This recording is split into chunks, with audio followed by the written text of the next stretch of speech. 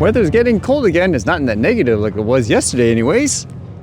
And with that in mind, what's going on today? How about this first one, which sounded kind of interesting? This one here says, PM Modi to launch scheme to provide drones to women's self-help groups tomorrow. I was actually curious, what exactly is this about when you think about it with that title and all? It says, Prime Minister Narendra Modi on November 30th will interact with the beneficiaries of the Visit Bharat Sankalp Yatra and launch Pradhan Mantri Mahila Kisan Drone Kendra to provide drones to women's self-help groups. Viksit Bharat Sankalp Yatra is being undertaken across the country with the aim to attain saturation of flagship schemes of the government through ensuring that the benefits of these schemes reach all targeted beneficiaries in a time-bound manner, the statement said. The statement further said that ensuring women-led development has always been given the key focus of PM Modi. In yet another step in this direction, the Prime Minister will launch Pradhan Mantri Mahila Kisan Drone Kendra, it said. The PMO said the technology can be used by women for livelihood assistance.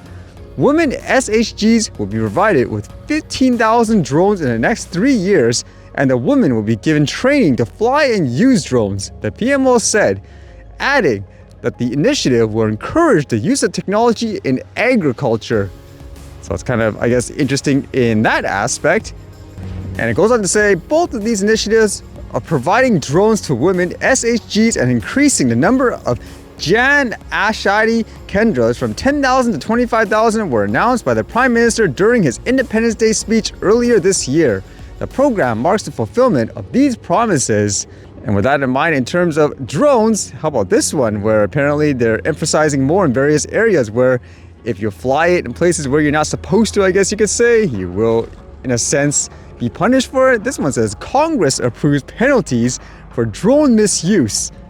The Chamber of Deputies reformed and added the Federal Criminal Code and the Federal Firearms and Explosives Law to punish the improper use of remotely piloted aircraft with fines and imprisonment.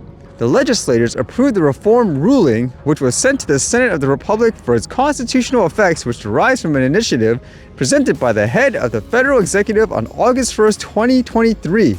Thus, a prison sentence of 10 to 20 years is imposed to anyone who, through the use of a remotely piloted aircraft, throws any explosive object or device, improvised explosive devices or weapons, as well as chemical substances that by themselves or in combination are susceptible to be used as explosives on other persons or goods and impacts any person or property with the purpose of causing damage.